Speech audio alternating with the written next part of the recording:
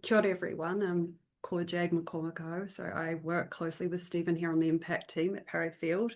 So I'm here to speak briefly about the changes that have been made to the Active Investor Plus visa. So there's been the ability for philanthropic or charitable donations to count towards immigration status for some time, but this is a specific change.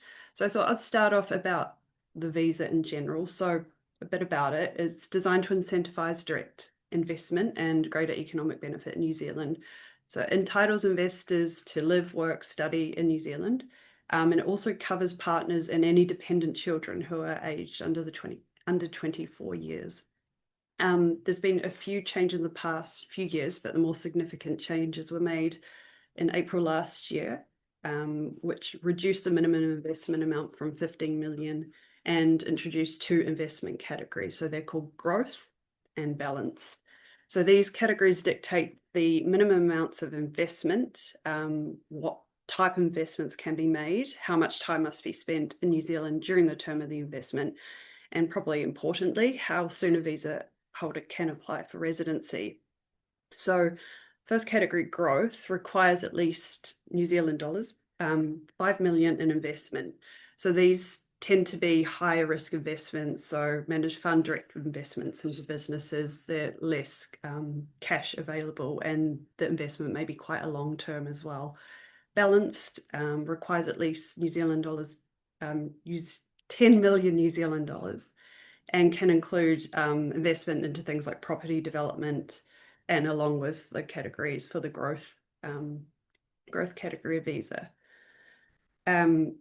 So as I said, permanent residence rights attached to each of these. So people on a growth category will be able to apply for residency after 3 years of funds in New Zealand, and balance after 5 years. So budget changes, which is the positive news, allow migrant investors further options for investing in philanthropic causes. So this is specific to the growth category. So this now allows 20% of the total investment to be eligible for charity. So if you're investing your minimum of 5 million, that's 1 million, up to 1 million can be into a charitable cause. They've also tacked in Department of Conservation initiatives for the eligibility under the growth category. So it could be eligible charities or an eligible Department of Conservation initiative.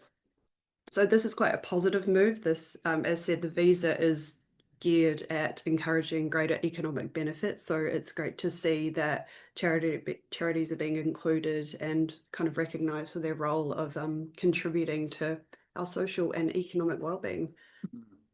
So this is another positive. It is. Yeah, we started with the big headline one, which was the cap on donation tax credits, but this is a positive.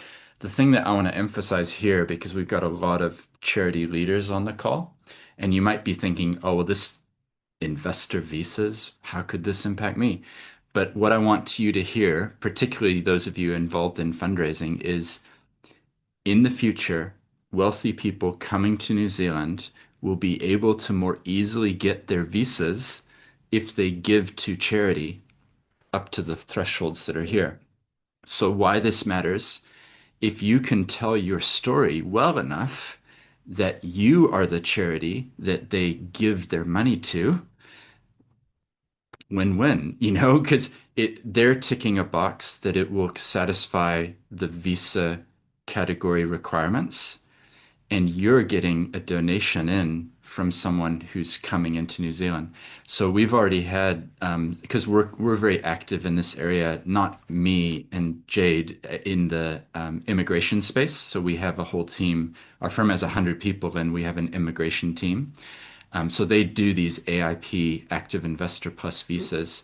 And what we're finding is that some charities that we know, and some have just approached us and said, if you hear of any investors who want to get access to the visa and are wanting to give money, then tell them to keep us in mind. So I think that's quite a clever way of approaching it, being proactive and actually saying, well, we have this amazing environmental charity, which is, reducing carbon or whatever it is, well, actually, maybe we could now have that qualify, or we have an amazing Te Reo Maori initiative to increase awareness and to, run a school.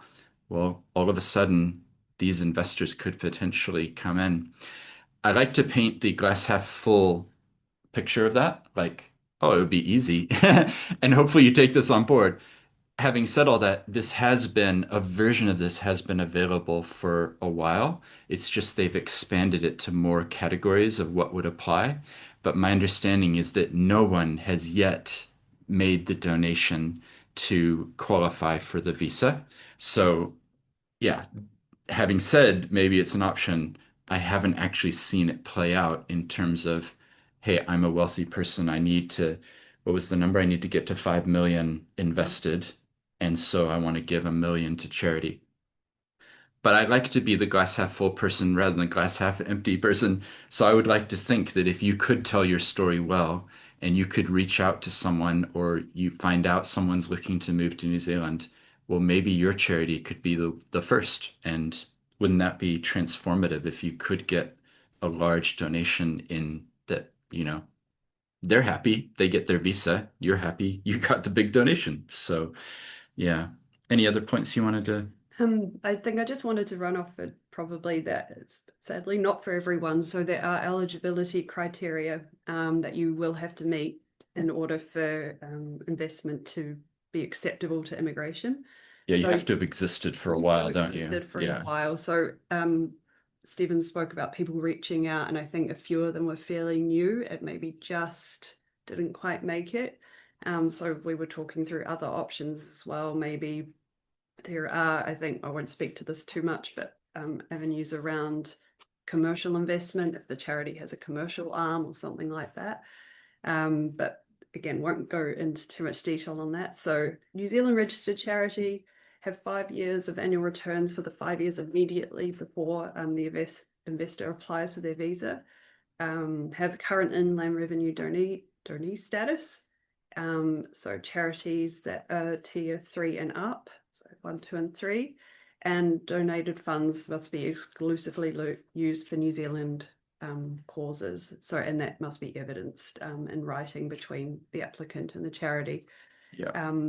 Again, there are additional considerations around conflicts of interest and pre-affiliation. So if there is someone who you've already got in mind who's like that wealthy person over in America, some care will be needed around there, given immigration may decline applications for these applicants. And Right. Like also, if you had set up the charity yourself and then you donate exactly, to it or things like yeah. that. Yeah. Yeah. And also no personal benefits can be derived from donors as well. So it does really need to be quite clean, a genuine donation, quite arm's length. So as Stephen said, these are new funding activities. So it's super, but there are hooks, of course. So things we recommend if this is something you're thinking of doing, market yourself strongly, tell your story, but also have things in place as we're lawyers to make it easy. So template donation agreements, confirmation letters to help your investor as much as possible. Mm. Something we can work with.